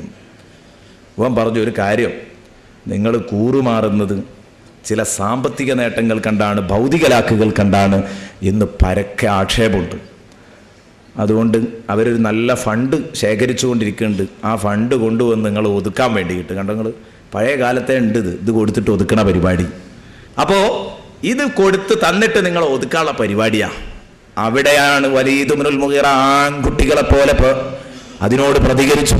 വലീദ് ഇബ്നുൽ മുഗീറ പറഞ്ഞു, ലഖദ് അലിമതു ഖുറൈശുൻ ബിഅന്നി അക്സറുഹാ മാലാ. ഖുറൈശി ഗോത്രത്തിനറിയാവുന്ന ഒരു സത്യമുണ്ട്, അവരുടെ കൂട്ടത്തിൽ ഏറ്റവും വലിയ ബടാ സമ്പന്നൻ ഞാൻ തന്നെ. എന്നെ കവച്ചു വെക്കാൻ പറ്റുന്ന ഒരു സമ്പന്നൻ ഇവിടെ ഇല്ല. എനിക്ക് പൈസ തന്ന് ഒതുക്കാൻ പറ്റുന്ന ഏതാളാടാ നിങ്ങളെ കൂട്ടത്തിലുള്ളത്? അങ്ങനത്തെ ഒരു ആൺകുട്ടികൾ നിങ്ങളെ കൂട്ടത്തിലുണ്ടോ? പൈസ തന്നിട്ട് വലീദിനെ ഒതുക്കിക്കളയാം. ഞാൻ പൈസക്കൊന്നും അല്ല മാറുന്നത്, ഞാനിത് കണ്ടിട്ടാണ്, ഈ ആശയത്തിന്റെ സൗന്ദര്യം കണ്ടിട്ടാണ്, ഈ ആയത്തിന്റെ സൗന്ദര്യം കണ്ടിട്ടാണ്, ഈ ആയത്ത് നൽകുന്ന സന്ദേശം കണ്ടിട്ടാണ്, അതേക്കുറിച്ച് ചിന്തിച്ചിട്ടാണ്. എന്നിട്ട് അവൻ ഇങ്ങനെ പറഞ്ഞു, അതിൻ്റെ മുകൾ ഭാഗം അത് ഫലം കായ്ക്കുന്ന വചനമാണ്. ആ വചനത്തെ ഒരു മരത്തോട് ഉപമിപ്പിച്ചിട്ട് ഇങ്ങനെ പറഞ്ഞു, മുകൾ ഭാഗം ഫലം കായ്ക്കുന്നതാണ്, അടിഭാഗത്ത് മുഴുവനും വേരോട്ടം ലഭിച്ചതാണ് എന്ന് പറഞ്ഞാൽ അതിനെ ശരിക്കും ഇങ്ങോട്ട് വർണ്ണിച്ചു. എല്ലാ നിലക്കും അതിന് വല്ലാത്ത ഒരു ചാരുത ആ വാക്കിനെ ഞാൻ കാണുന്നുണ്ട്. ഇതിനെ നിങ്ങൾക്ക് നിരൂപിക്കാൻ കഴിയോ? ഏറ്റവും വലിയ സമ്പന്നൻ ഞാനാണെന്നതല്ല, നിങ്ങളുടെ കൂട്ടത്തിൽ ഏറ്റവും വലിയ ഫസീഹും അദീബും, നിങ്ങളുടെ കൂട്ടത്തിൽ ഏറ്റവും നന്നായിട്ട് ഭാഷ കൈകാര്യം ചെയ്യാൻ അറിയുന്ന അല്ലെങ്കിൽ സാഹിത്യം അറിയുന്ന ആളും ഞാനാണ്. സാഹിത്യകാരനായ എൻ്റെ മുമ്പിൽ ഈ ഒരു വചനം വെച്ചിട്ട് ഞാൻ പഠിച്ച നിരൂപണ ശാസ്ത്രം മുഴുവൻ വെച്ച് പഠിച്ചിട്ട് ഈ വാക്കിന് പറ്റി ഒരു എനിക്ക് നിരൂപിക്കാൻ പറ്റിയിട്ടില്ല. പദഘടനയിൽ എവിടെയെങ്കിലും ഒരു കുഴപ്പമുണ്ട്, ആശയത്തിൽ എവിടെയെങ്കിലും ഒരു കുഴപ്പമുണ്ട്, ഒന്നുമില്ല. സംഗതി എല്ലാ നിലക്കും 100ൽ 100 ഇത് ദമ്മ. അപ്പൊ പിന്നെ ഞാൻ എന്താ ചെയ്യാം? ഇനി നിങ്ങൾ എനിക്ക് പറഞ്ഞുകൊണ്ടാ, നിങ്ങളെ കൂട്ടത്തിൽ ആരെങ്കിലും ഒന്ന് പറഞ്ഞു തന്നാൽ തിരുത്തിയാൽ ഞാൻ അംഗീകരിക്കാം. അപ്പൊ അബൂജഹലിന് മനസ്സിലായി, ഇത് സംഗതി നല്ലോണം തലക്ക് പിടിച്ചിട്ടുണ്ടല്ലോ, ഇനി എന്താ ഇപ്പം മാർഗം? അപ്പോഴാ അബൂജഹൽ പറഞ്ഞത്, എന്നാ പിന്നെ പൊയ്ക്കോ. വലീദ് ഇബ്നു മുഗീറ പോലെ നേതാവാണ്, റസൂലുള്ളാഹിനെ വല്ലാതെ വിഷമിപ്പിച്ച ആളാ. ഇവനെങ്ങനെ നന്നാവാൻ പോകുന്നുണ്ടോ? അള്ളാഹുവിൻ്റെ റസൂലിനെ കുറിച്ച് തെറി പറഞ്ഞപ്പോ അള്ളാഹു തആല 10 തെറികൾ ഇവന്റെ പേരിലാ അവതരിപ്പിച്ചത്. ഞാൻ കഴിഞ്ഞ വർഷം ഇവിടെ പ്രഭാഷണം നടത്തുമ്പോൾ പറഞ്ഞതാണ്, സൂറത്തുൽ ഖലമിലെ ആദ്യ ഭാഗത്തെ ആയത്തുകൾ. അതെനിക്ക് പറയാൻ സമയമില്ല. സൂറത്തുൽ ഖലമിലെ ആദ്യ ഭാഗത്തെ ആയത്തുകൾ അന്ന് നമ്മൾ പറഞ്ഞു കഴിഞ്ഞതാണ്. അള്ളാഹുവിൻ്റെ റസൂലിനെ ഒരു തെറി പറഞ്ഞപ്പം, ഭ്രാന്തനാണെന്ന് പറഞ്ഞപ്പം അള്ള 10 എണ്ണം കൊണ്ടവനെ തിരിച്ചടിച്ച പഹയനാണിവൻ. ഇവനോട് അബൂജഹൽ പറഞ്ഞു, ഒരു കൂട്ടമായ തീരുമാനം അറിയിക്കട്ടെ, നിനക്ക് പോകണമെങ്കിൽ പോകാം, പക്ഷേ നാളെ ഇന്നുവരെ നിന്നെ കണ്ടപ്പോൾ എഴുന്നേറ്റ് നിന്നവരില്ലേ, നാളെ നീ സമൂഹത്തിലേക്ക് അങ്ങ് ഇറങ്ങി വാ. നിന്റെ മുഖത്തേക്ക് കാർത്തു ചുവട്ടുന്നവർ, ഇന്നലെ വരെ നിന്നെ കണ്ടപ്പോൾ എഴുന്നേറ്റുന്നവർ, ഇന്നലെ വരെ നേതാവേ എന്ന് വിളിച്ചവർ, അവരൊക്കെ പിന്നിലുണ്ടാകുമെന്ന് കരുതി കൂറുമാറണ്ട. കൂറുമാറിക്കഴിഞ്ഞാൽ ഒരൊറ്റ കുട്ടിയും പിന്നിലുണ്ടാവില്ല.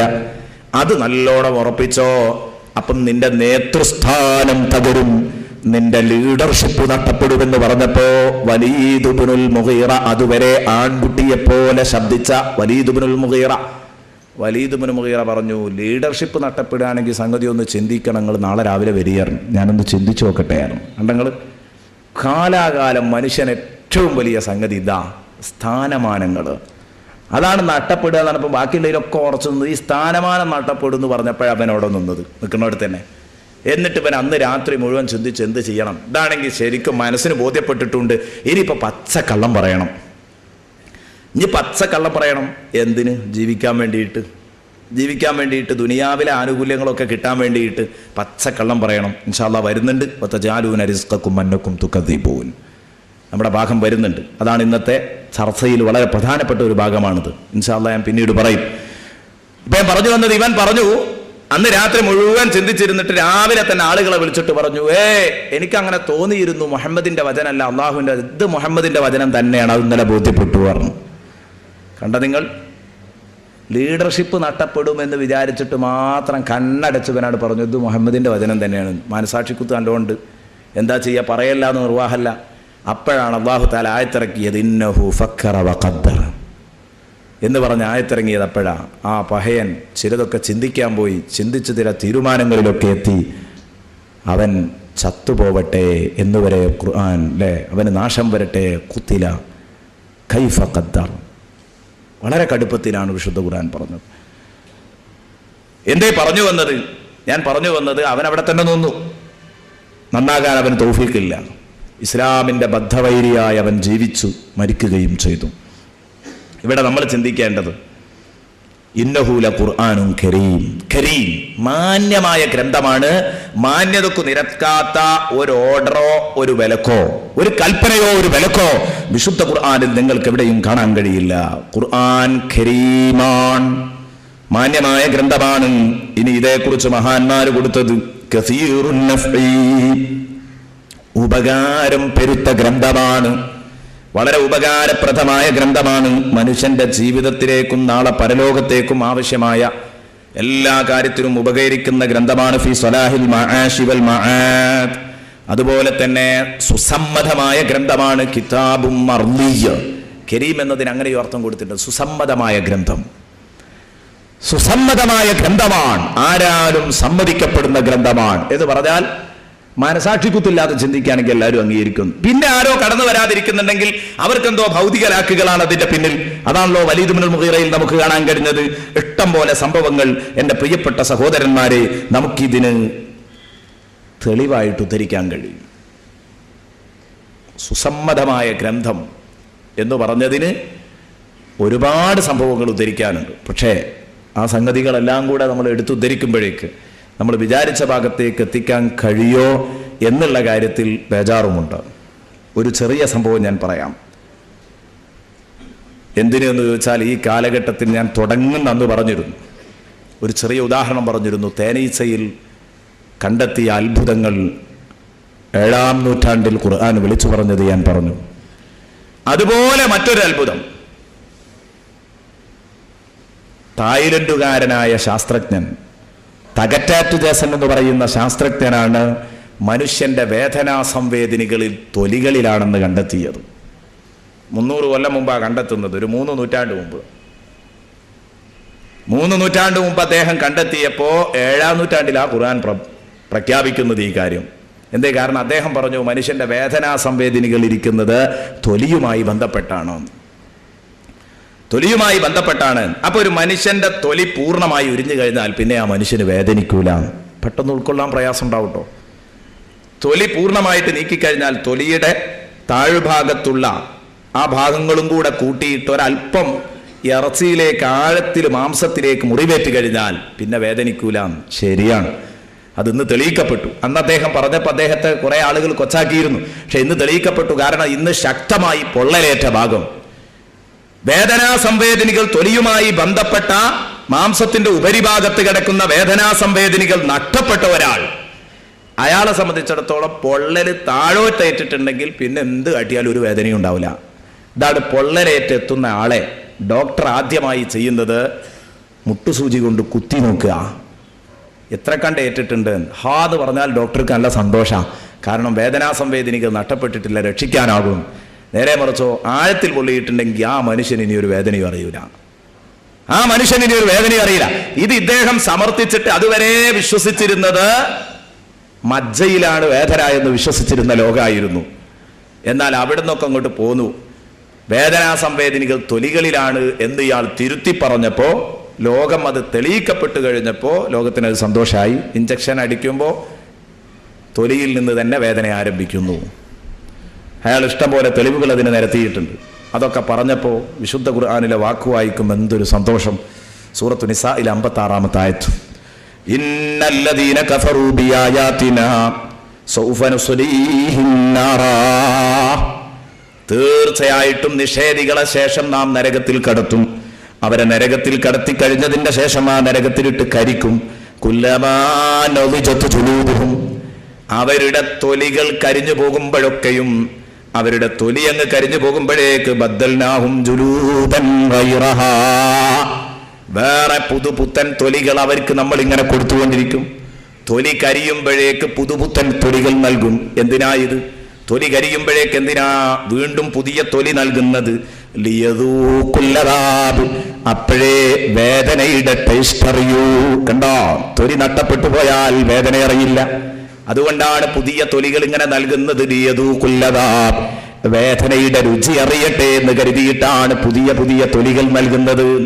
നോക്ക് നിങ്ങൾ, ഖുർആൻ ഇങ്ങനെ അങ്ങ് പറയുമ്പം, പച്ചയായി പ്രഖ്യാപിക്കുമ്പം ഇതെന്നു പറഞ്ഞു മുഹമ്മദ് റസൂലുള്ളാഹി തങ്ങൾ എന്ന് പറഞ്ഞു. ഇത് പറയുമ്പോൾ നമ്മൾ ചോദിച്ചേക്കാം, പിന്നെ എന്തേ നമുക്കിത് കണ്ടെത്താൻ കഴിയാതിരുന്നത്? അതങ്ങനെയാണ്. നമ്മൾ ഇതേക്കുറിച്ച് ഗവേഷണം നടത്താത്തത് കൊണ്ടും കണ്ടെത്താത്തത് കൊണ്ടുമാണ്. തകറ്റേറ്റ ജേസനോട് നമ്മൾ കടപ്പെട്ടു നിൽക്കുന്നു. വിശുദ്ധ ഖുർആനിലെ ഈ ആശയം അയാൾ കണ്ടെത്തുകയാണ്. അയാൾ കണ്ടെത്തുന്നത് ഗവേഷണങ്ങളിലൂടെയാണ്, പരീക്ഷണങ്ങളിലൂടെയാണ്. അല്ലാഹു തആല പറഞ്ഞു, സനുരീഹിം ആയാതിനാ ഫിൽ ആഫാഖ്, എല്ലാം ഒറ്റയടിക്ക് തുറക്കില്ല. എന്റെ മഹാത്ഭുതങ്ങൾ, പ്രാപഞ്ചിക അത്ഭുതങ്ങൾ പലതും ഞാൻ പിന്നീട് അങ്ങനെ ജനങ്ങൾക്ക് കാണിക്കുകയും അറിയിക്കുകയും ചെയ്യുമെന്നാണ് അല്ലാഹു പറയുന്നത്. അതുകൊണ്ട് പിന്നീട് അങ്ങനെ കണ്ടുകൊണ്ടിരിക്കുന്നു, അറിഞ്ഞുകൊണ്ടിരിക്കുന്നു. ഞാൻ പറഞ്ഞു വന്നത് ഒരു ചെറിയ ഉദാഹരണം ചിന്തിക്കാൻ വേണ്ടി പറഞ്ഞതാണ്. സൂറത്തു നിസായിലെ 56-ാമത്തെ ആയത്ത്. ഇങ്ങനെയുള്ള കാര്യങ്ങൾ ചിന്തിക്കുമ്പോൾ എത്ര കറക്റ്റായിട്ടാണ് ഖുർആൻ കാര്യങ്ങൾ പറയുന്നത്. ആഴക്കടലിലെ ഇരുട്ടിനെ കുറിച്ച് ഖുർആൻ പ്രതിപാദിച്ചിട്ടുണ്ട്. ആഴക്കടലിനെ ഇരുട്ടിനെ കുറിച്ച് പറഞ്ഞിട്ടുണ്ട്. യഥാർത്ഥത്തിൽ 972 സ്കാൻഡിനേവിയൻ നാവികർ ആഴക്കടലിന്റെ ഇരുട്ട് കണ്ടെത്തുന്നത്. അവര് കണ്ടെത്തുന്നത് അപ്പോഴാ. എന്നാലോ ഖുർആൻ അതെന്ത് പറഞ്ഞു? 7-ാം നൂറ്റാണ്ടിൽ പറഞ്ഞു. അതുകൊണ്ട് ഇവർ കണ്ടെത്തിയത് ഖുർആനിൽ തെളിയിക്കപ്പെട്ട സത്യങ്ങൾ ഖുർആനിൽ ഉണ്ടെന്ന് പറയുമ്പോൾ നമുക്ക് ഈമാൻ വർദ്ധിക്കും. അതിനുവേണ്ടി മാത്രം പറഞ്ഞതാണ്. അതേസമയം തെളിയിക്കപ്പെടാത്ത നിഗമനങ്ങളോ അത് പറഞ്ഞാൽ ഒരുപക്ഷെ തിരുത്തപ്പെടാനുള്ളതായിരിക്കും. തിരുത്തപ്പെട്ട് കഴിയുമ്പോൾ ഖുർആനും തിരുത്തപ്പെടേണ്ട ഒരു ഗതികേട് വരും. ഇല്ല, നമുക്ക് മനസ്സിലായില്ലെന്ന് പറഞ്ഞാൽ മതി. എന്നാലും ഇത്തരം തെളിയിക്കപ്പെട്ട യാഥാർത്ഥ്യങ്ങൾ, ആഴക്കടലിലെ ഇരുട്ട് അതൊരു പച്ചയായ യാഥാർത്ഥ്യമാണ്. കടലിന് 2 തലങ്ങളുണ്ട്. ഉപരിതലമുണ്ട്, അഗാധതലമുണ്ട്. അഗാധതലത്തിൽ കൂരിരുട്ടാണ്, കണ്ണ് കാണാത്ത ഇരുട്ടാണ്. ഇത് 972 കണ്ടെത്തുന്നത് സ്കാൻഡിനേവിയൻ നാവികർ. അവർ ഉപകരണം വഴി സമുദ്രത്തിലേക്ക് ഊളിയിടുകയാണ്, എന്നിട്ട് കണ്ടെത്തുകയാണ്. എന്നിട്ട് അവിടെ ചെന്ന് അവർ പരിശോധിക്കുമ്പോൾ അവർ പറയുന്നത് ഭയങ്കര ഇരുട്ടാണ്. ഇരുട്ടെന്ന് പറഞ്ഞാൽ നമ്മളൊന്നും സങ്കല്പിക്കുന്ന പോലെയുള്ള ഇരുട്ടല്ല. എത്രത്തോളം ഒരു അത്ഭുതം! അവർ പറഞ്ഞതാണ്, അല്ലാഹു ആലം, ഒരു അത്ഭുതം. അവിടെ ജീവിക്കുന്ന ഈ താഴെ തട്ടിലുള്ള കടലിലുള്ള മൃഗങ്ങൾക്ക്, മത്സ്യങ്ങൾക്ക് അവർക്ക് അല്ലാഹു കണ്ണുപോലും കൊടുത്തിട്ടില്ല. കാരണം കണ്ണുണ്ടായാലും കാണാത്ത ഒരു ലോകമാണത് എന്നാണ് ഇവരതിന് കാരണം പറഞ്ഞത്. എന്നാൽ നിങ്ങൾ ശ്രദ്ധിച്ചോളൂ, ഇവിടെ ഖുർആൻ പറയുന്ന സത്യനിഷേധികളുടെ ഉദാഹരണം പറയുമ്പോൾ ഖുർആൻ ഇത്തരം ഒരു ഉദാഹരണം പറഞ്ഞിട്ടുണ്ട്. അല്ലെങ്കിൽ ഈ സത്യനിഷേധികൾ കണ്ണു ചിമ്പിയിരുട്ടാക്കുന്ന ഈ പരിപാടി ഏതുപോലെയാണെന്നറിയോ? ഇത് ആഴക്കടലിലെ ഇരുട്ടുപോലെയാണ്. ആഴക്കടലിലെ ഇരുട്ടുപോലെയാണ്.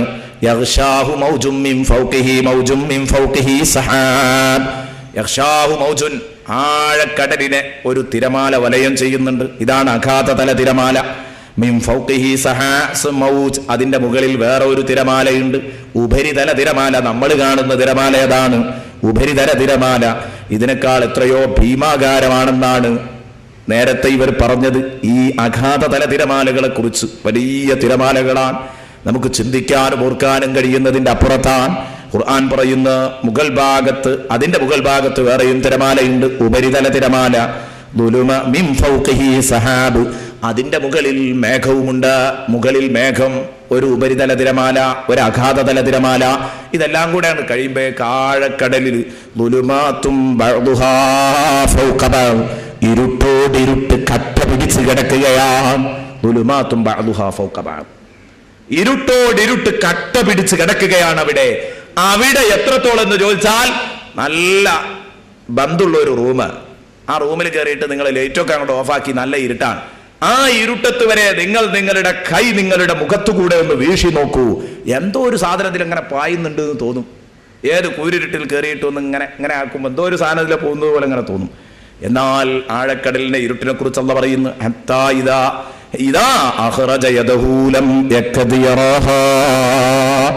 സ്വന്തം കൈ മുഖത്തിന്റെ അടുത്തുകൂടെ ഇങ്ങനെ വീശുകയാണെങ്കിൽ ആ കൈ കാണില്ല എന്നല്ല അല്ലാഹു പറഞ്ഞത്, കാണുന്നതിന്റെ അയലത്ത് പോലും എത്തില്ല.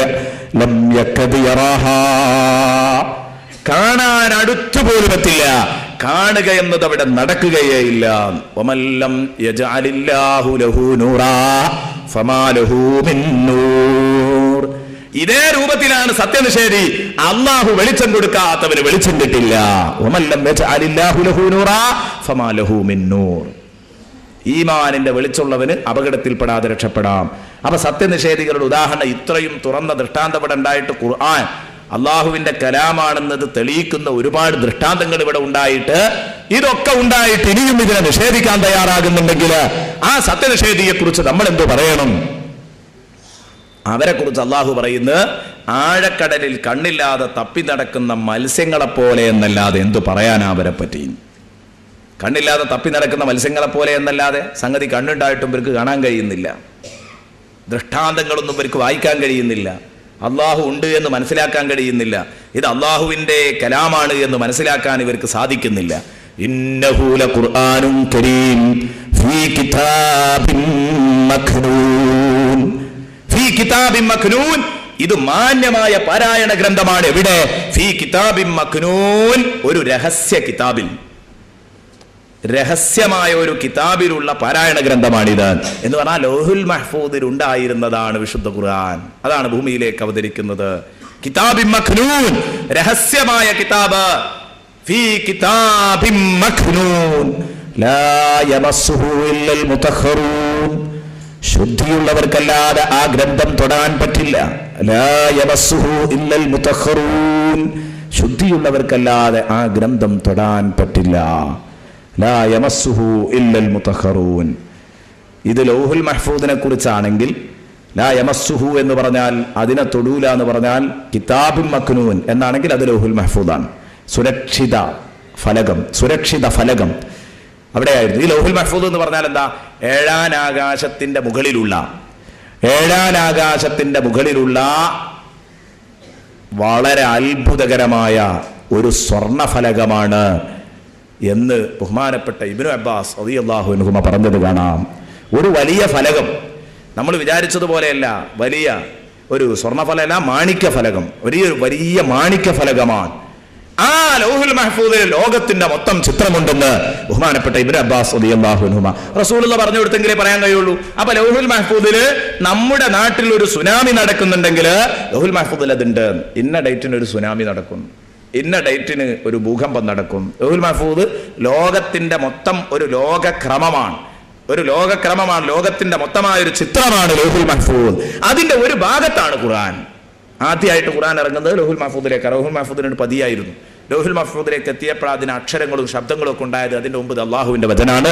അക്ഷരമല്ല, സൗണ്ടില്ല, രൂപമല്ല, ആ രൂപത്തിലായിരുന്നു. ലൗഹുൽ മഹ്ഫൂദിലേക്ക് പതിഞ്ഞതോടുകൂടെ ഇതൊക്കെ ഉണ്ടായി, സൃഷ്ടി ഗുണമുണ്ടായി. പിന്നെ അവിടെ നിന്നും ഇങ്ങോട്ട് അവതരിക്കുന്നു റസൂലുള്ളാഹി സ്വല്ലല്ലാഹു അലൈഹി വസല്ലമ തങ്ങളുടെ എത്തുന്നു. അതെനിക്കിപ്പോൾ വിശദീകരിക്കാൻ സമയമില്ല. നിങ്ങൾ നമ്മുടെ റിസാല പുറത്തിറക്കിയ ഖുർആൻ സ്പെഷ്യൽ പതിപ്പ്, അതിൽ ഖുർആൻ വിശേഷങ്ങൾ എന്ന് പറഞ്ഞ് ഞാൻ എഴുതിയിട്ടുണ്ട്. ആ വിഷയത്തിൽ അത് സംബന്ധമായുള്ള എല്ലാ സംശയങ്ങളും തീർത്ത് എഴുതാൻ വേണ്ടി ശ്രമിച്ചിട്ടുണ്ട്.